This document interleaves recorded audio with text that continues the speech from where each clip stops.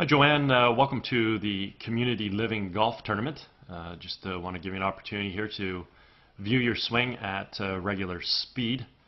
We'll let that play through a few times for you. We'll put you back in your address position and we'll go ahead and take a look at a few things for you.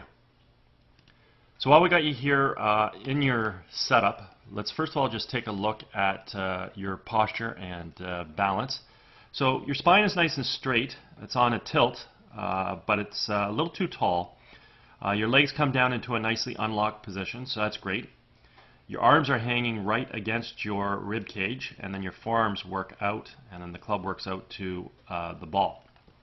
So if I were going to work on your golf game and we were going to focus on your posture, I would get you to push your tail out and up, push your sternum out, forward, and up.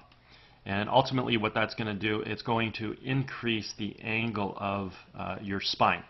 So that's going to put you more into your golf shot. Right now you're tall and sort of sitting back away from the ball. We want to be into our golf shot. At that point in time, the legs will come down in a nicely unlocked position that they're already in. Your arms now, because your spine is tilted better, your arms can hang down slightly out in front of you. And then the golf club can work out to the ball. So what's going to happen is we're going to take you from sort of this tall starting position into a position where the spine gets set on a much better angle. We free up your arms from your core, and we change your center of gravity so that your sternum and your head are a little bit more out over your toes, so we're displacing the weight on the balls of your feet. This is going to back you away from the ball a little bit as well, and that's going to let your athleticism shine through impact. So when we take a look at your impact position, we're going to refer back to your posture. Because you're too tall and too close, it's inhibiting your ability to sort of pass through the ball, and we're going to sort of see what I refer to as a jammed position, almost like a batter getting fooled by an inside pitch. Next thing from this angle that we want to pay attention to is your alignment. We see your feet aimed out in this direction. Now, theoretically, proper alignment means your club face is running parallel to your body lines. Parallel lines on camera would have an appearance of converging, but even with that conversion, we're definitely set up way out to the right. So we're going to see some form of a compensation in your golf swing that's going to be trying to hit the golf ball back to the center of the fairway. Now, whether that's swinging the golf club on plane, starting the ball out at the target where we're aimed, imparting right to left spin and trying to hook the ball back online, or swinging from over the top and attacking the ball from outside to inside and then trying to pull the ball back online. And we'll get a good sense of which compensation you try to create in just a minute. So let's go ahead and do a little split screen comparison. We'll pull up a model swing of Chella Choi, and we'll just slide you up and over here. We've got some color-coded lines on the screen. They're here as visual reference as it pertains to looking at the swing plane. So if we take a look at Chella Choi, she initiates her takeaway by creating good shoulder rotation, which draw our arms and hands back as well as the club. And we want to pull the golf club back right along this red line, which means the club's coming back on proper swing plane. As she continues to draw that golf club back, we now need to incorporate some good wrist hinge into play, which is going to allow the club head to transition from being below our hands to now being above our hands. As she continues to turn, she works the club from red up to yellow. When we finally set the club at the top of the backswing, the left arm is going to be situated on the yellow line, and the club shaft and the club head are going to be within the blue-yellow V zone. We have full shoulder rotation, and we do this about a very stable right leg with the weight on the instep of the right foot. Now, I'm going to go back down to address for a second because I just want to reiterate the posture and the balance. So you can see very clearly her spine is tilted and angled much more forward. Her sternum and her head are out over her toes. Her weight is on the balls of her feet. She's not as tall as you, and her arms are hanging out away off of her rib cage. So she's a little further away from the ball. When she rotates, she basically wants to rotate on that axis that we established, and that's the whole purpose of setting the posture.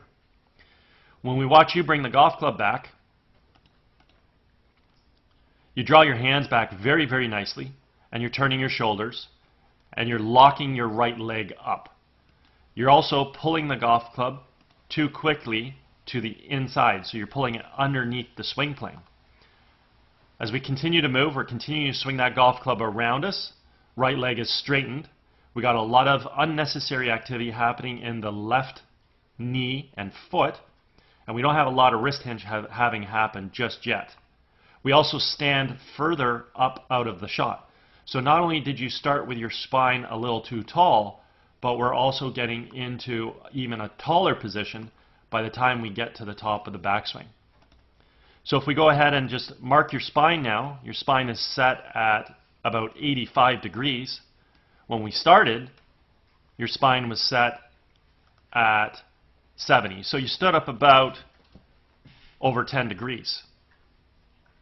Meanwhile, we'd like to set the spine on a position that might be a little bit more at about 51 and then rotate on that axis. So we can see there's a little bit of work to be done in achieving better posture in the beginning and then creating a rotational movement that remains on that axis while maintaining a flexed right knee as we're rotating. Sorry, I hit the wrong button there. So let's get you back to the top of your backswing. Get rid of those spinal lines here. And at this point in time, if we look at the downswing, we simply want to drive our weight from our right foot to our left, fire the knees and the hips to the target, unwind the core and fire the hands, and in doing so, we want to make sure that we're bringing the golf club from yellow back down on top of red, which means the golf club is returning back to on plane. And that's exactly what we see here with Chela Choi. The golf club has returned back to plane. The other thing we want to point out at this stage of the golf swing is the relationship between her lead forearm and the golf club. I refer to this as the backwards check mark. It simply means that she's retaining angle coming into the hitting zone, whereby her club head is remaining above and behind her hands. And this is very important for creating power in the golf swing, let alone getting it to return back to plane, as we already pointed out. With you, as you create your transition back in the ball, you have an excellent dropping of the hands and arms, planting the left side. And at this point in time, we can take a look and say, well, the relationship between the lead forearm and the golf club, we have that backwards check mark. So creating power in your golf swing shouldn't be that much of an issue because you are retaining angle and the club head is remaining above and behind your hands. The club hasn't just yet returned fully back onto plane, but at least the club head at this point in time is still above and behind. As we continue to track into the golf ball, we simply want the club to travel right down this red line now. And that's what we see with Chela Choi, and actually in her case it falls a little bit underneath the yellow line. The only danger with that is that she might block the ball out to the right if she doesn't square the face up. 3 things we need in order to hit a golf ball straight. We have to aim well. We have to bring the club down on plane, which will allow us to hit the ball relative to that alignment. And then the club face has to square up via having a good grip. If we go ahead and track your club head coming into the ball here, this is fantastic right here. The club returned back to plane. That's beautiful. As we keep on coming in, you're right on plane. So you have a really nice descending motion into the golf ball with your club approaching the ball from an on-plane position. That means you can hit the ball straight in accordance to your alignment. The only problem is that our alignment, we already pointed out at address, was way too far out to the right. So you are bringing the club on plane. Unfortunately, you're aiming way out to the right, therefore you have the ability to hit the ball straight to that yellow flag. So your compensation now needs to be, you're going to have to take your hands, wrists, and forearms and severely release the club to hopefully start the ball out in that direction, but be able to hook the ball back towards the intended target. The other thing I want to point out here, as we're coming into the ball, had to do with your posture. So notice when we come back to the ball, look how jammed you are. So you look exactly like a baseball batter who is jammed by an inside pitch and checking their swing. There's no freedom to pass through the impact zone because you did not start far enough away from the ball with the spine tilted enough. So if you improve your posture, your balance, and your distance away from the ball, your athletic ability can shine through better through impact.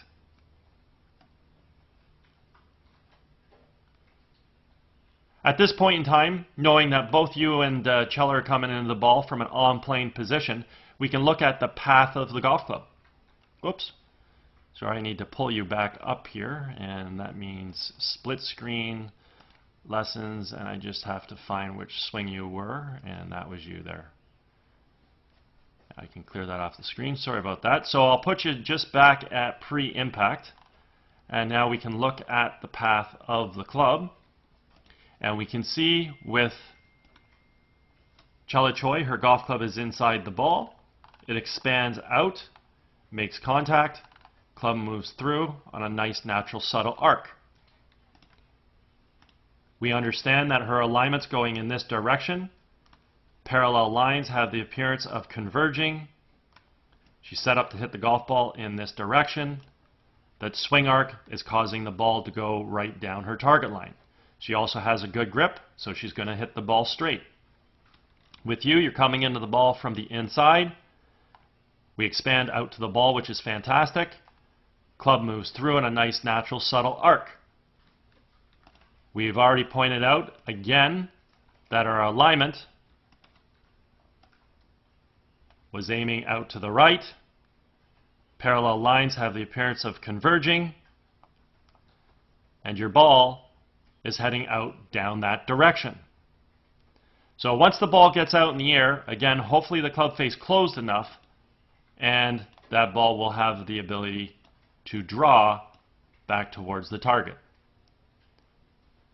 So again, the three most important things to hit a ball straight: we have to aim well, we have to bring the club down on plane, and we have to square the club face. You have one of three. You're bringing the club down on plane. Unfortunately, your alignment's too far right, and that causes a compensation in your hands where your hands have to over-release the golf club, impart right to left spin, and try and hook that ball back on line enough. As you come through, you have really great athletic ability through the shot. One of the things you want to try to do, though, is you want to try and get your right heel to come fully up off the ground so you can get up on the toe of your right foot when we finish the golf swing. So we can see with Chella Choi, her right heel comes up off the ground, up on the toe of that right foot, and that'll displace all the weight on the left side and certainly allow the hips and the shoulders to fully square around. So you just want to improve your footwork through to your finishing position. Overall, I see a lot of excellent athletic characteristics to your golf swing. Your hands work really, really well. They come back, they fire through. Your core works well. You coil, you uncoil. You could improve your footwork through to the finish to allow you to get to a little bit of a more efficient finish.